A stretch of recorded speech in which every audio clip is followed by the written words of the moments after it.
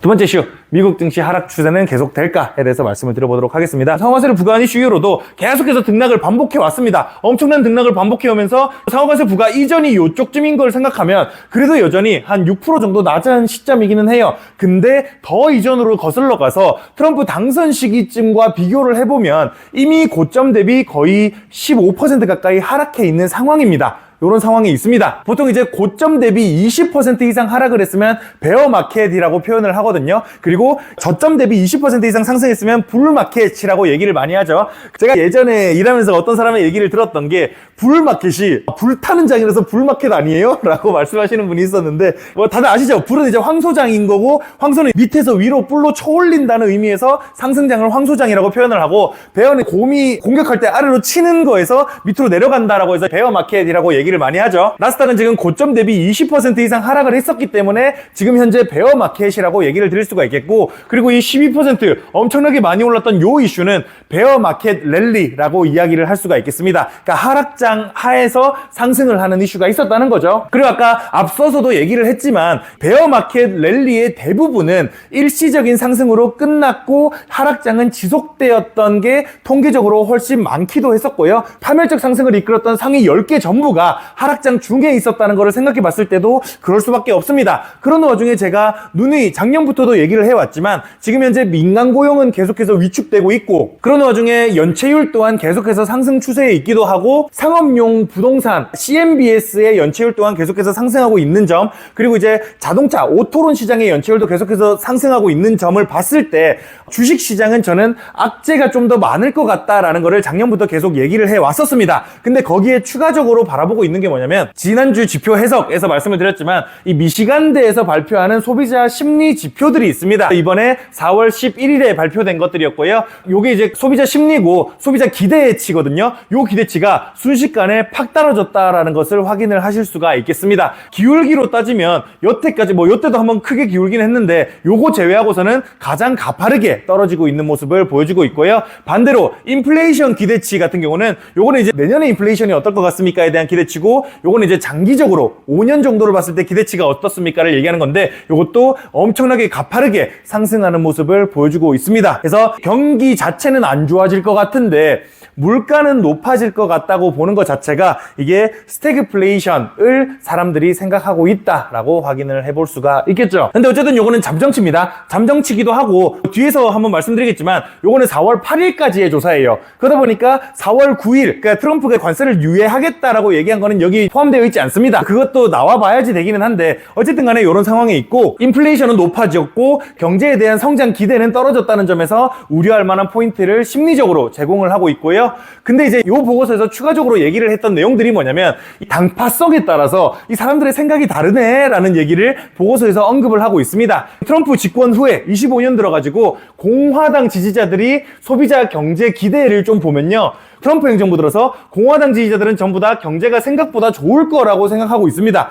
그리고 민주당 지지자들은 생각보다 더 안 좋을 것 같아요 라고 생각을 하고 있습니다. 근데 이제 국가적인 단위의 예측치가 가장 잘 맞았던 거는 요 무당파의 생각이었다라는 얘기를 보고서에서 또 하고 있습니다. 혹시라도 관심이 있으시다면 미시건대 여기 보고서 들어가셔가지고 보시면 요 무당파의 의견이 국가들의 생각과 가장 비슷하더라라는 이야기를 하고 있고요.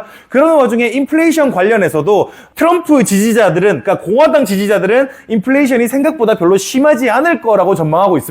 근데 반대로 민주당 지지자들은 더 심할 것 같다라고 전망을 하고 있고, 근데 이제 이번에 이슈가 되는 거는 이 무당파들의 인플레이션 전망치가 높아졌다는 점에서 좀 우려할 만한 포인트가 있는 것 같습니다 라는 이야기를 하고 있고요. 이게 이번에 보고서를 요약한 내용인데 요걸 또 이제 한글로 번역을 해보면 한번 읽어보겠습니다. 소비자 심리는 4개월 연속 하락하며 3월 대비 11% 급락했습니다. 이번 하락세는 지난달과 마찬가지로 연령, 소득, 교육 수준, 지역, 정치적 성향 등 모든 계층에서 만장일치로 나타났습니다. 무역전쟁에 대한 우려가 커지면서 소비자 심리는 2024년 12월 이후 30% 이상 하락했습니다. 소비자들은 경기 침체 위험을 높이는 여러 경고 신호를 보고하고 있습니다. 기업 환경, 개인 재정, 소득, 물가 상승, 노동시장에 대한 기대치가 모두 이번 달에도 계속 악화되었습니다. 내년 실업률이 상승할 것으로 예상하는 소비자 비율은 5개월 연속 증가했으며 24년 11월 수치의 2배 2배 이상 2009년 이후 최고치를 기록했습니다. 이러한 노동시장 신뢰도 저하 현상은 견조한 소비 지출이 주로 탄탄한 노동시장과 소득에 힘입어 뒷받침되었던 지난 몇 년간은 극명한 대조를 이룹니다. 본 보도자료를 위한 인터뷰는 3월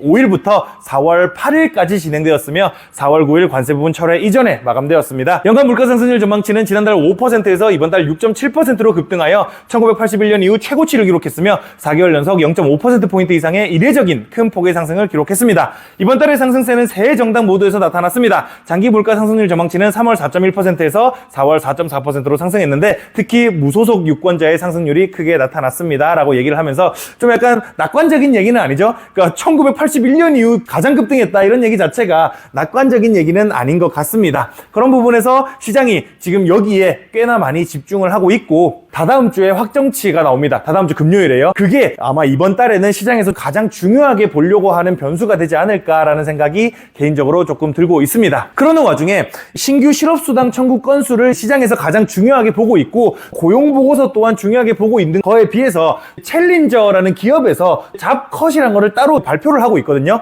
요거는 상대적으로 조금 집중도가 덜한 거기는 한데 여기서 발표한 잡컷을 보면요. 코로나 이후로 다시 최고치를 기록을 하고 있습니다. 그러니까 잡컷이라면 잘린 거죠. 이제 요거를 주도하고 있는 게 누구냐? 도지라는 거예요. 도지의 활동으로 인해서 잘린 게 거의 78%에 달한다고 합니다. 여기 전체 잘린 거의 80%가량이 도지에 의해서 잘렸다라고 볼 수가 있는 거죠. 그리고 이게 이제 3월 수치입니다. 3월 수치가 아직은 신규 실업수당 청구 건수나 고용보고서에 포함되지 않았을 가능성이 있지만 뭐가 됐건 간에 잡컷에는 포함되어 있습니다. 그래서 다음 달에 발표될 이번 달의 고용지표는 과연 어떻게 나올지 또한 중요한 요소가 되는 것 같습니다. 근데 뭐가 됐건 간에 미국 경제는 침체로 가기 위해서는 고용이 망가지는 게 반드시 항상 선행이 되기도 했었거든요. 그러다 보니까 이 고용이 망가지는 게 과연 침체로까지 이어질지 안 이어질지는 지켜봐야 될 요소가 될 것 같기는 한데 그렇게 집중받고 있는 데이터는 아니지만 어쨌든 간에 충분히 관심을 가질 만한 데이터는 맞는 것 같습니다. 그러는 와중에 또 소기업 낙관지수라는 게 있습니다. 작은 비즈니스가 이어져야지 결국 큰 비즈니스도 할 수가 있는 건데 이 작은 비즈니스를 하는 기업체들의 낙관지수거든요. 이 낙관지수가 트럼프 행정부가 시작될 때 급등을 했다가 갑자기 지금 급락을 하는 모양새를 또 보여주고 있습니다. 이 모양새를 봤을 때도요. 사실 이 급등을 했던 것 자체가 이게 증시 상승을 만들었던 아주 큰 요소가 되기도 했었거든요. 기업이 낙관적으로 바라보고 있다 보니까 금융시장도 좋을 거라고 생각하는 기대가 많아질 수밖에 없었던 건데 그 기대가 많이 반영됐던 게 12월 요때쯤이었던 거고 지금은 이제 그 기대가 다시 꺾이고 있는 모양새를 보여주고 있다는 점에서 뭐 물론 이제 장기 추이를 좀 더 지켜봐야 되기는 하겠지만 어쨌든 더 이상 소기업들은 앞으로의 경기를 낙관하지 않는다는 점을 한번 생각을 해봐야 될 것 같습니다. 그 모든 점에서 봤을 때 기본적으로 낙관론과 비관론을 중심으로 해가지고 미국 증시는 M2, 그러니까 오른쪽입니다. 이게 M2예요. 광의통화입니다. 광의통화가 계속 증가함에 따라서 증시도 항상 우상향을 해왔었거든요. 근데 그 비율을 보면요. 대체로 한 2배 가까이쯤 됩니다. M2가 6조 달러일 때는 나스닥이 거의 한 12조 달러 정도 됐었고요. M2가 이제 11조 달러쯤 됐을 때는 나스닥이 거의 한 22, 3조 달러 정도 됐었고요. M2가 지금 21조 달러에 달할 정도로 많아졌는데 나스닥은 지금 50조 달러를 넘어서 60조 달러를 바라보고 있을 정도로 시가총액이 많이 증가를 했었습니다. 근데 이제 지금은 12월보다는 좀 떨어졌으니까 대충 한 55조 달러 정도 되겠죠, 시총이. 55조 달러까지 되기는 했는데 뭐가 됐건 간에 M2 통화량이 증가해야 증시도 상승할 수가 있다는 거죠. 근데 문제는 뭐냐? 지금 이미 풀린 통화량보다 나스닥이 꽤나 많이 올라와 있는 상황이고 나스닥 지수와 M2를 나눠서 비교해 봤을 때 그 배수를 1로 봤을 때요. 그러니까 닷컴 버블 당시에 나스닥이 거의 통화량만큼 올라왔던 게 닷컴 버블 시기였고 그리고 그 밑으로 쭉 떨어졌다가 지금 다시금 닷컴 버블만큼 올라와가지고 나스닥이 통화량만큼이나 시총이 많아져 있는 상황이다라고 볼 수가 있겠습니다. 그리고 이제 그 과정 속에서 뭐 통화량이 많아지면 증시는 상승하는 건 당연합니다. 근데 그 상승폭이 지금 통화량보다 더 높아져 있냐 낮아져 있냐가 대략적으로 낙관론이 우세하냐 비관론이 우세하냐를 판단할 수 있는 기준점이 될 수가 있겠죠. 근데 지금은 확실한 거지만 낙관론이 풀린 통화량에 비해서 훨씬 우세한 시장이다라고 볼 수가 있겠습니다. 근데 앞에 말씀드렸던 비관론이 확대되고 있다는 점이 금융시장에 반영이 된다면 금융시장은 하방 압력을 받을 가능성이 훨씬 크다는 점을 저는 생각하고 있습니다. 그래서 정리를 드리자면요. 나스닥 지수가 하루아침에 12% 상승했음에도 고점 대비 여전히 15% 이상 하락해 있는 상황이고요. 미시건대 소비자 심리지수는 급락했고 인플레이션 예상치는 급등하면서 스태그플레이션 우려가 확대되고 있습니다. 이번 보고서에서는 잠정치 발표와 함께 당파성에 따른 경기 전망 차이를 비교한 것이 흥미로운 점이기도 했는데요. 한편 정부 효율부의 인원 감축이 챌린저 잡컷 데이터에서 눈에 띄기 시작했습니다. 25년 3월 코로나 이후 최대 인원 감축이 있었는데 과반 이상이 도지에 의한 정부 고용 감축이었고요. 트럼프 당선 이후 급등한 소기업 낙관 지수는 다시금 급락하며 경기에 대한 불안감을 반영하고 있습니다. 통화량 대비 주가는 여전히 닷컴버블 수준이고 이는 미국 경제에 대한 낙관론에서 기인했다는 점을 생각해 봤을 때 내피셜입니다. 여기부터는 일련의 사건으로 낙관이 비관으로 바뀌어가는 과정에 있고 지금은 그리고 그에 따라서 증시의 하락 추세는 이어질 거라고 저는 전망을 하고 있습니다. 혹시 궁금하신 거 있으실까요?